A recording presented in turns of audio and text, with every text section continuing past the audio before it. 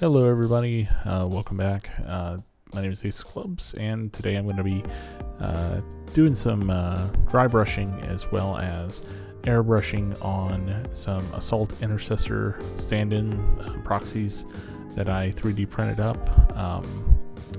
So I already went ahead and zenithalled these, and then I added a purple ink to the undersides of the models before I started filming.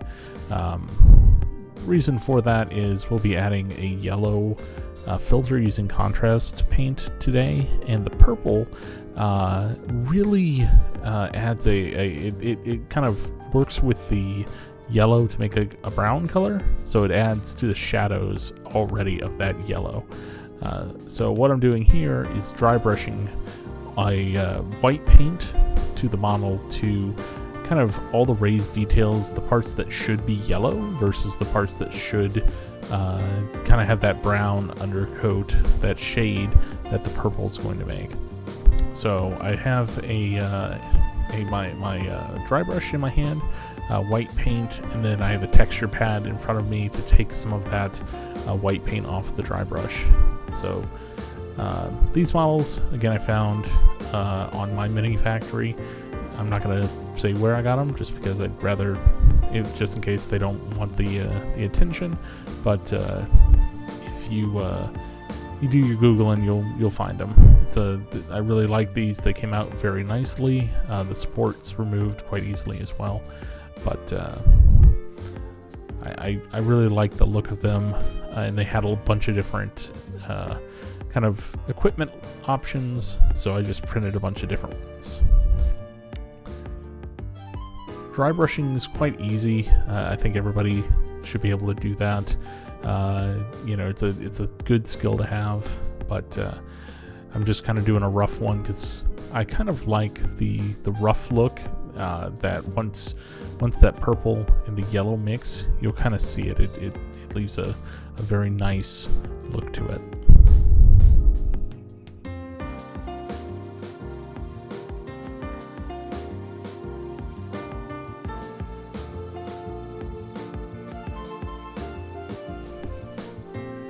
For anybody out there who doesn't already know what I mean when I say dry brushing, so what I'm doing is I'm taking this big, almost kind of a makeup brush, and I dip it instead of kind of, where I'm mixing the paint on a palette, I'm just putting the white paint onto my texture pad, and I kind of roll the brush bristles into the paint. And I'm not going to mix the paint with any water ahead of time, so the paint comes out very dry out of the tube, and I'm going to use that in a way to basically, the bristles don't have a whole lot of paint on them. That's what the texture pad's for. It takes some of that paint off, and when you rub it against the model, it catches all the raised areas. So it catches all the areas that the light would normally hit, especially if you go in an up and down pattern like I'm doing here. And you can kind of see when I'm pushing down this flamer, you'll see that all of the raised details become white. Same thing with the sword here. And all the shadows stay dark. It just is, it's a way to kind of quickly brighten up a miniature, or to bring some life and light back in. Because the big thing to remember, especially for us doing mini painting, is we're not putting paint on a guy, we're putting light. So here I am. I'm going to be starting the airbrush. I'm using Citadel color Ianded yellow. I know that there's an Imperial Fist yellow already. I like this one better. I'm spraying it out of my airbrush. It's about 30 psi. It kind of varies.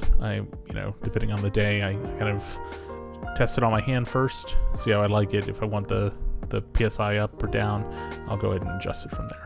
So I'm shooting down on the mini from about a 45-degree angle, but I want to make sure that kind of everywhere gets this yellow, and you'll see that wherever was purple before now turns an orange or a brown. It's a very nice color. I think it really is striking, especially when you look at it on the tabletop. It just adds a huge amount of contrast. Thank you, Color Theory. So we're going to go through all of these models and make sure that we apply the yellow coat to them. And again, that yellow is acting really as a filter. So it's a transparent paint. It's going on and kind of filtering all of the already colors that we added on below it.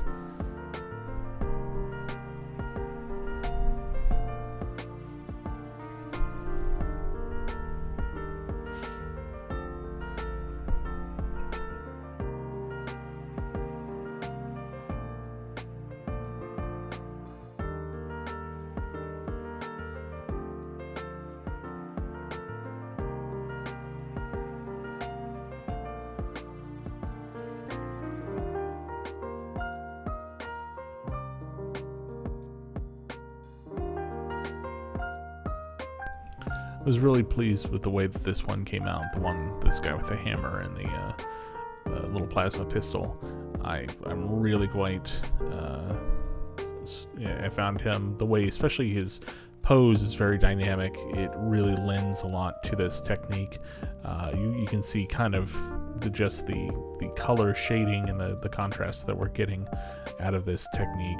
It's very simple, but it gives wonderful results, I think, which, you know, I'm a big fan of those two things. If we can keep the painting simple and keeping it fun instead of getting down in the weeds, doing a lot of the much more time consuming brush work, well, it puts minis on the table and it keeps you from having that big gray ghost army, and really, the more fun I can have while I'm doing the painting, that's where I really take the pleasure in this.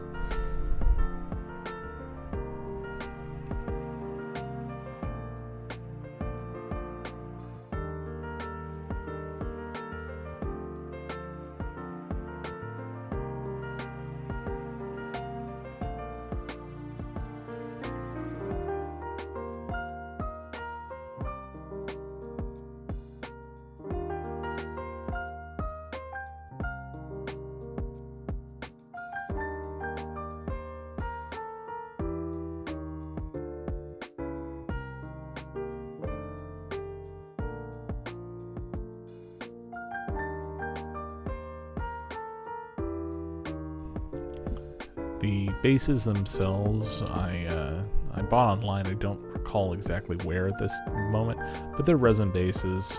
Basically, they're all just kind of prefabricated units, and I just happen to have 6 of them laying around, so I just went ahead and attached them to these miniatures right out of the printer. So I think they're a good fit. But I'm really, really kind of happy with how these 6 guys have come out so far. There'll be more brushwork to come to do all the trim, also some more dry brushing to highlight them up. But thank you all again really for coming out to watch this. If you have any suggestions or if you have any critiques on the paint jobs, let me know. Otherwise, I hope you have a great day. Thank you.